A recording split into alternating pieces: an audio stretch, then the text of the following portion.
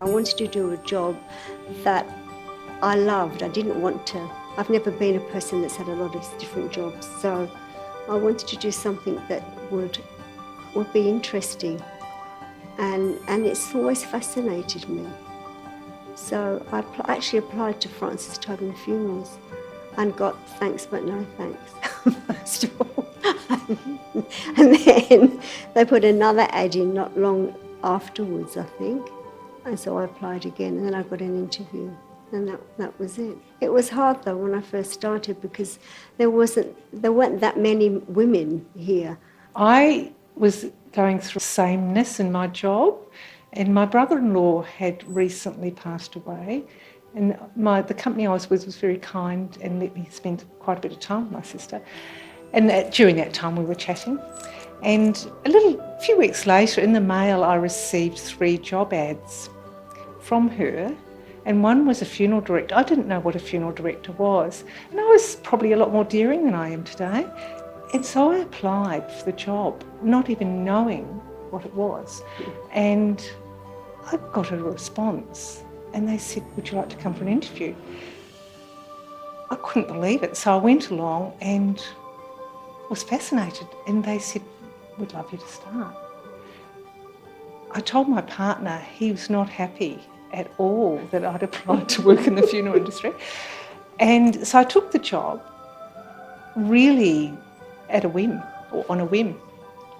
And I loved it from the first day. I just loved it. So our role is to talk with the family, and then we plan a date, a venue, and all the bits that make up a funeral, all the people that need to be engaged, and try and pull it all together. We then go back to the office, and there's a lot of work involved putting that all together. And we liaise with clergy, with celebrants, with florists, with all sorts of people, cemeteries, all service providers. And I think that's a nice part about our job, because we become quite friendly with them as well.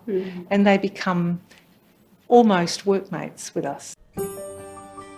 Tragic funerals, which are just so hard to bear sometimes, that you just have to put your mind somewhere else, because if it upsets us, then we can't help the family. And the whole purpose of our job is to help somebody get through a day which is the most awful day of their lives sometimes. But on the other hand, you have funerals that are almost enjoyable, if you can say that, because you have someone who's had an amazing life, and the person that you see in the coffin who's 90 years old could have had the most thrilling, amazing, interesting life, and you don't find that out until somebody stands up to speak about them. So we have to have a great attention to detail, and I love that part of my job. I'm slow at it, but I do love that part because I want it to be nice for the family. I want to minimise problems. But normally, once the funeral started, that's the mad rush really, to get people into the church, get them to sign their names in the memorial book. And people ask you the most commonly asked question is, where are the toilets? and I think I must know where the toilets are in every single venue in Melbourne. I love what I do, I really do. Even on the bad days, I think I go home every night thinking, I think I've learned something today. And I think that's a growth thing in the job, a growth aspect, that it's really good that a lot of people don't give them their jobs. Listening is the best skill you can have in this job, really. I mean, what I think or what I've got to say is irrelevant. It's them. I've got to listen to what they want.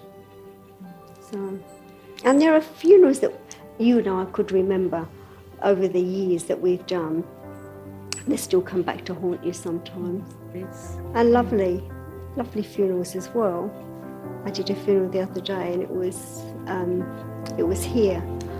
And when we walked to the hearse off, the celebrant and I said to him, that was, if you can say that was a good funeral, that was a really good funeral. The guy had a really interesting life. All his schoolmates got up and spoke and made everyone laugh. At the end of the service, his son got up and sang unaccompanied to his father's coffin, "Meet me in the middle of the air," and it was just, and yeah, I hope if ever I have a funeral, that mine's as good.